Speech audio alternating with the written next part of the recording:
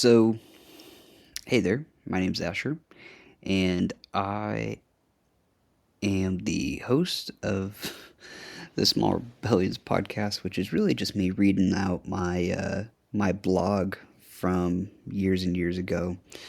And so, today is a fun one. It's called Scene Change, and it's really about going to college, and kind of just grappling with the idea um, of what's new, and I don't know, just really just dealing with the idea of growing up a little bit. So I'm gonna read this one out, and just let me know what you think. For the past month, I've been blessed with opportunities to spend time with many of the people that have meant so much to me before college. I have had coffee with mentors and talked about life and the craft of storytelling and filmmaking all over one cup of coffee each.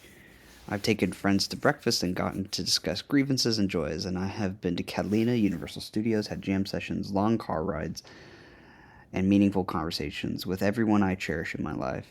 Not everyone, but with friends from my years in middle school and farther back, relationships that have received a lot of effort to maintain due to distance, different schools, and ultimately different goals in life. Farewell was a difficult word for me in all these times. For some, it meant farewell. I hope the military treats you well, or I hope that Indiana treats you well, or the Bay Area, London, Paris, and many other destinations and fate in life. I'm happy for them, and I feel so reserved to the huge change in scene and pace in my life and in theirs.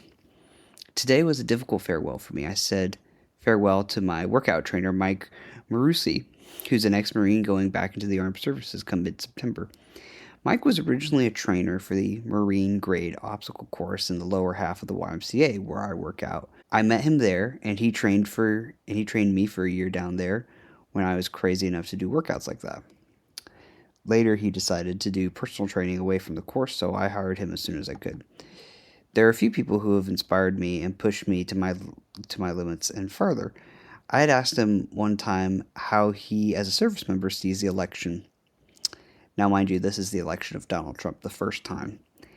And his insights sounded similar to this. The armed services of the United States is an army of the people, by the people, and for the people. No matter who's at the top, we serve America in any means necessary. Sure, some candidates might act more responsible than others, but at the end of the day, that's the people's choice. And all of us in the service serve the people because we love America, regardless of who might be at the helm. In other words, those words have inspired me to be less partisan this election and to be willing to be open for discourse for all the candidates.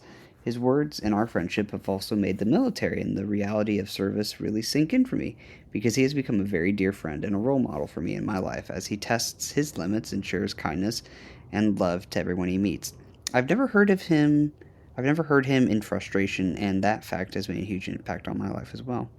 Mike is not my only friend being sent into the services. My oldest friend and dear companion AJ is enlisting and being shipped off in a matter of weeks as well. AJ and I have been friends since day one. If many of you are not aware, I am an international adoptee, and AJ and I were in the same orphanage for the first 6 months of our lives. We both ended up going to high school together, which has been incredible. He and I affectionately call our friendship, quote, the Russian Mafia, simply because we do anything for each other. We have such a strong bond because of the suffering we both endured long ago in an orphanage on the other end of the world, and it pains me to see him go off the grid until February. Everyone's going through a change at this time in my life, even the many adults I know not going to college, but simply transitioning into a new and bold season.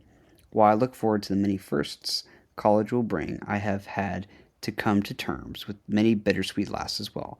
I know that the season change says nothing for the stability of any friendship, and many pick up right where they leave off.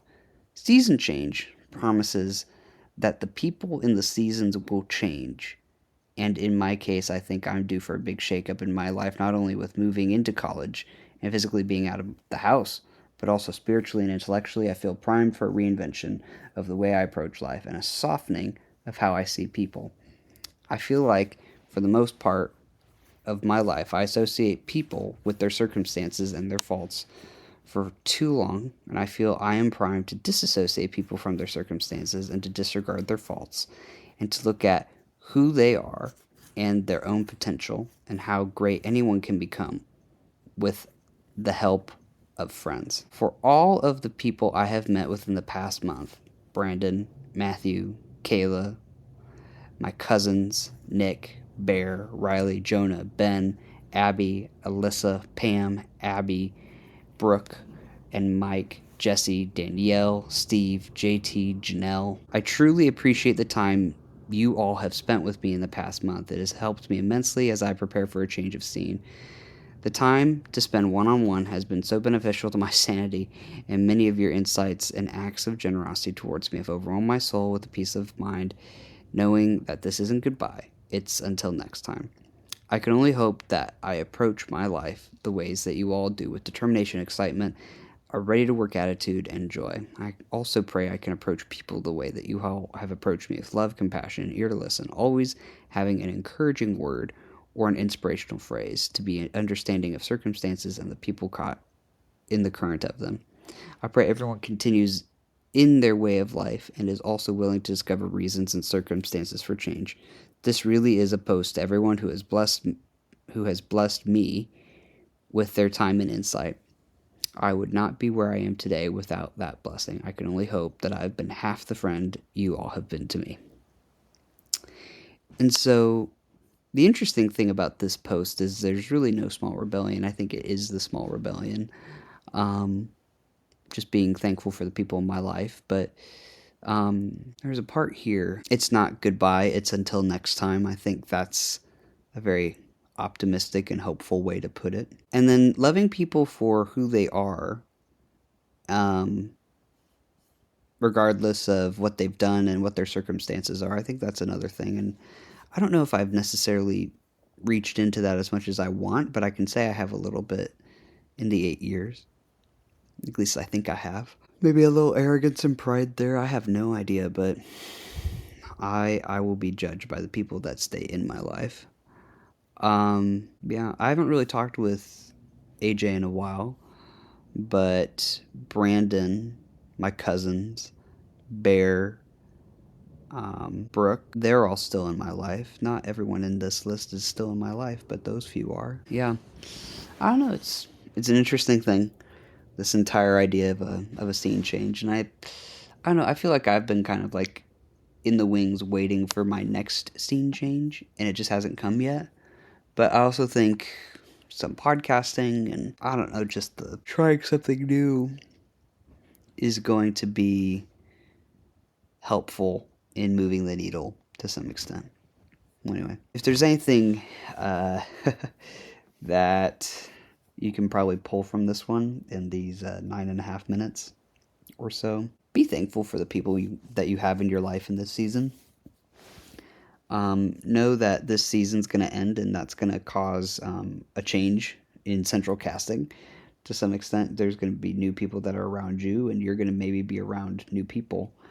You won't be the main character in every situation, but that's okay.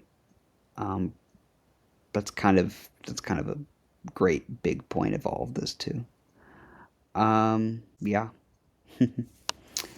But I don't know. Cherish people. Don't judge them. Take them as they are. Love them as they are. And let Jesus do the rest.